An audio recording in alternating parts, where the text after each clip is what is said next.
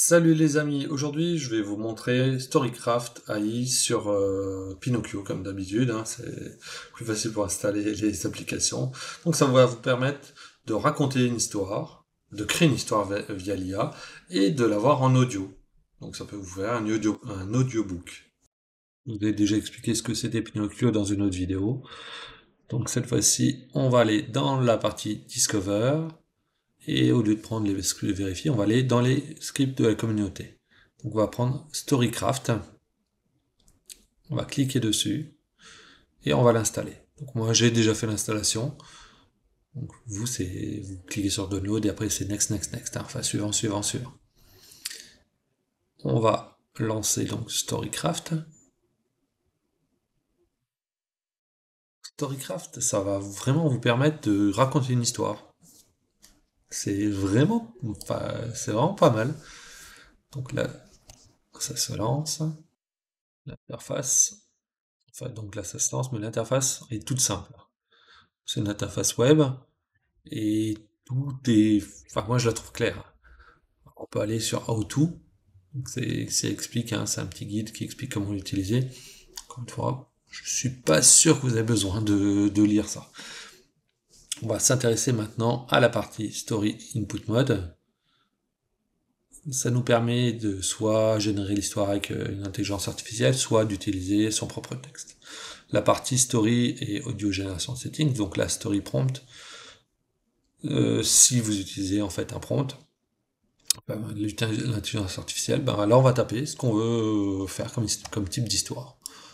Je vais même pas être précis, hein, je vais dire un chevalier doit combattre un dragon.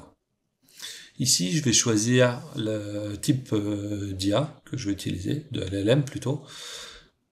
Moi, je vais prendre le plus gros, celui qui demande le plus de ressources. Ensuite, je vais choisir la langue. Donc, c'est très important de choisir la langue de destination. Donc là, par exemple, moi, j'ai pris le français. Et là, je vais prendre une voix. Donc, la voix de quelqu'un qui va parler, qui va raconter mon histoire. Comme vous pouvez voir, il y en a plein.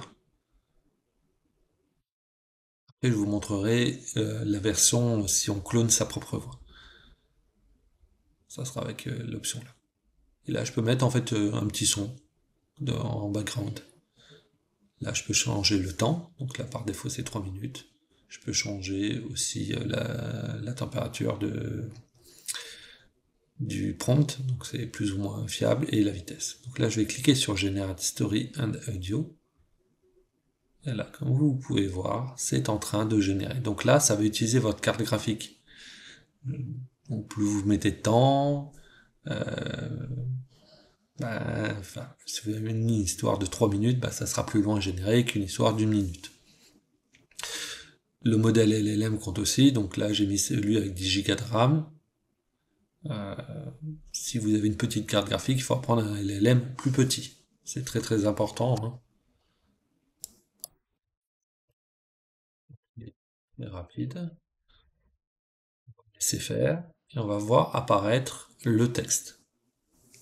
Voilà, le texte est apparu en français, donc comme j'avais choisi, j'aurais pu prendre un texte en anglais, hein, donc si j'avais tapé English au lieu de French, le texte aurait été en anglais. Je peux le modifier. Le texte est éditable, hein, qui est très pratique.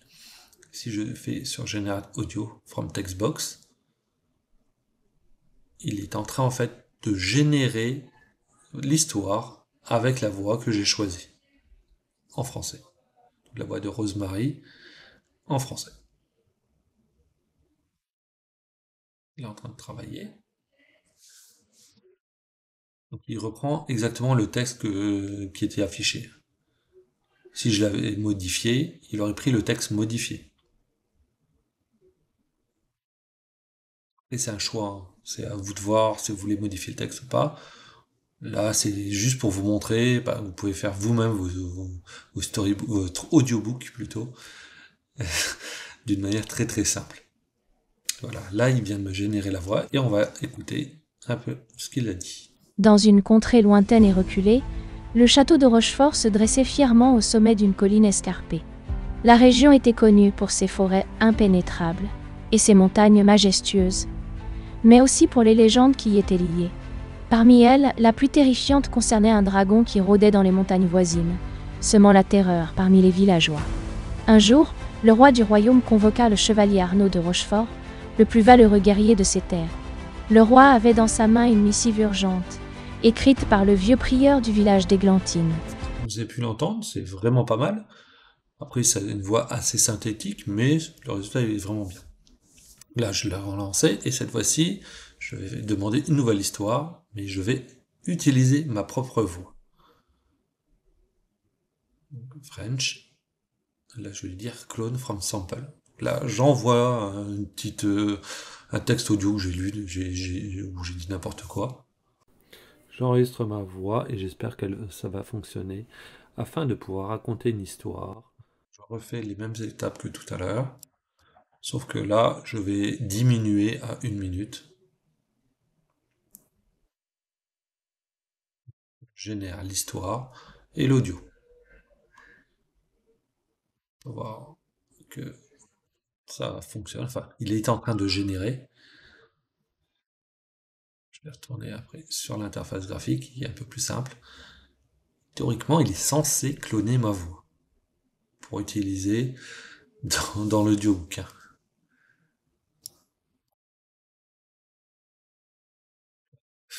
Mystère. On peut voir qu'il a écrit le texte.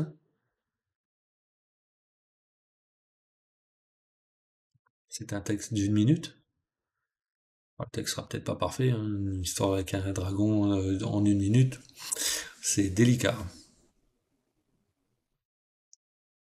Phrase par phrase, qui est en train d'utiliser ma voix. Je vais retourner sur l'interface graphique et donc j'ai le texte que je peux toujours modifier, hein, et je peux régénérer la voix et on va écouter ce qu'il a dit, c'est ce que je dis. Dans une forêt dense où les arbres se touchaient presque, vivait un chevalier nommé Élie. Il était connu pour sa bravoure et son dévouement à protéger le royaume contre toute menace.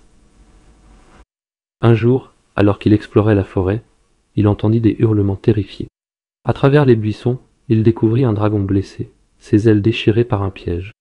Élie, au lieu de fuir comme le faisaient la plupart, s'approcha doucement. Le dragon, effrayé, cracha du feu, mais Élie avait... Vous avez pu l'entendre, c'est vraiment pas mal. Alors, ma voix est pas terrible, hein, je mets pas assez de ton, mais le résultat est vraiment super. Je peux enregistrer donc l'audio, j'ai le texte.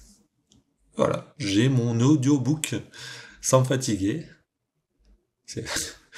C'est un outil open source, voilà, je trouve que c'est génial.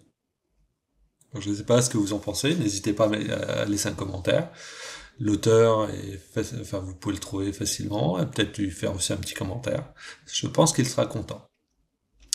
N'oubliez pas de liker, partager, commenter, vous abonner à la chaîne, et je vous dis à la prochaine!